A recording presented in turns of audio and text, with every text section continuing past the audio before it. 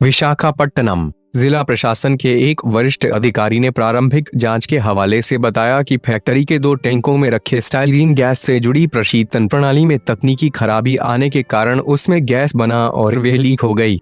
बृहस्पतिवार तड़के हुई इस घटना में 11 लोगों की मौत हुई है, जबकि 1000 लोग इससे प्रभावित हुए हैं।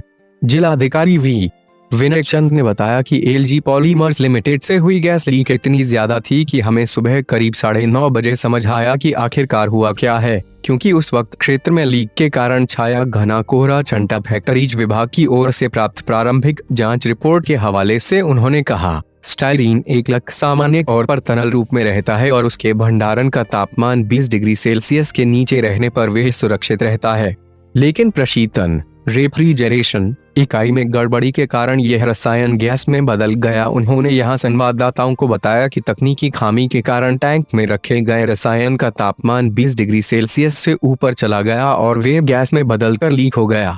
कारखाने में बनते हैं एक बार इस्तेमाल होने वाले प्लास्टिक के बर्तन। विशाखापट्टनम में जानलेवा स्टीरीन गैस का रिसाव जिस एलजी पॉलीमर इंडिया के कारखाने से हुआ वह दक्षिण कोरिया की रसायन कंपनी एलजी केम की अनुषंगी कंपनी है। एलजी केम ने एक स्थानीय कंपनी का अधिग्रहण कर 1997 में भारत में इस क्षेत्र में कारोबार शुरू किया था। कंपनी के इस वाइड्रैग संयंत्र में पॉलीस्टीरीन पीएस का विनिर्माण किया जाता है, जिसका खानपान सेवा उद्योग में काफी इस्तेमाल होता है। इस रसायन का इस्तेमाल प्लास्टिक के एक बारगी इस्तेमाल वाले ट्रे और कंटेनर, बर्तन, फोम कप, प्लेट और कटोरे आदि बनाने में होता है। इन्हें एक बार इस्तेमाल करने के बाद फेंक दिया जाता है। जानकार सूत्रों के अनुसार LG polymer India private limited की विशाखापट्टनम फैक्ट्री को लॉकडाउन के बाद फिर से खोलने के लिए तैयार किया जा रहा था, तभी यह दुर्घटना हुई। कंपनी के कर्मचारी परिचालन को फिर से शुरू करने की तैयारी कर रहे थे, तभी शुरुआती घंटों में गैस का रिसाव होने लगा। कहा जा रहा है कि जब रिसाव हुआ तब भंडारण टैंक में 1800 टन स्टीरीन गैस थी। ठहराव और तापमान में बदलाव के कारण स्टीरीन का स्वतः पॉलीमराइजेशन हो सकता है, जिसके कारण वाष्पीकरण हो सकता है। कंपनी की वेबसाइट के अनुसार इसकी स्थापना श्रीराम ग्रुप के द्वारा 1961 में विशाखापट्टनम में पॉलीस्टीरीन और इसके सह पॉलीमर निर्माण के लिए हिंदुस्तान पॉलीमर के रूप में की गई थी। बाद में 1978 में यूबी ग्रुप के मैकडॉवेल एंड कंपनी लिमिटेड के साथ इसका विलय हो गया।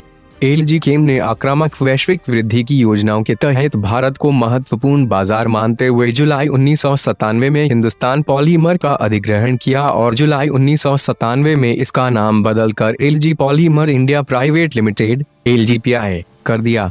कारखाने को पिछले साल 222.8 अरब वॉन $18.18 करोड़ का राजस्व और 6.3 अरब वॉन का शुद्ध लाभ हुआ था।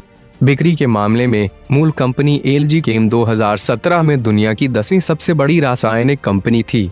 स्टीरीन गैस एक ज्वलनशील तरल है, जिसका उपयोग polystyrene plastic, fibre glass, rubber और लेटेक्स बनाने के लिए किया जाता है। विशाखापट्टनम कारखाने में दुर्घटना ने उद्योग में रसायनों के अनुचित रखरखाव पर सवाल खड़े कर दिए हैं और दुनिया की सबसे खराब औद्योगिक आपदा 1984 की भोपाल गैस त्रासदी की याद दिला दी है।